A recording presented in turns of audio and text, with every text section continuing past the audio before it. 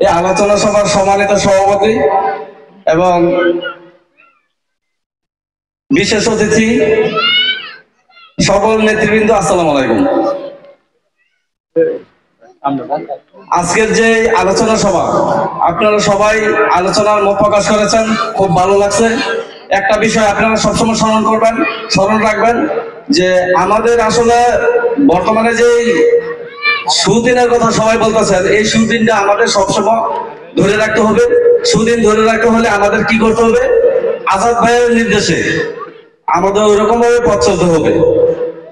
আমরা লুটপাটে যাব না, চাঁদাবাজে যাব না, ওই সব দিক বিবেচনা করে চিন্তা ভাবনা করে আজাদ ভাইয়ের হাতকে শক্তিশালী করতে হলে আমাদের সম্মিলিতভাবে কাজ করতে হবে।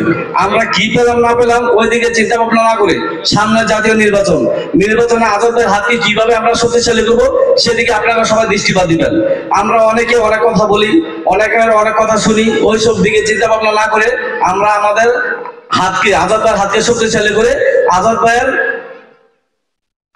নির্বাচনে আজাদ ভাইকে কিভাবে আমরা জয়লাভ করব, সবার সাথে সম্মিলিতভাবে মানুষের সাথে ভালো ব্যবহার করে, ভালো আচরণ করে, ওই দিক সব বিবেচনা করে আজাদ ভাইয়ের জন্য আপনারা সবাই কাজ করবেন। এ বলে আমি আমার সংক্ষিপ্ত বক্তব্য শেষ করলাম। আসসালাম।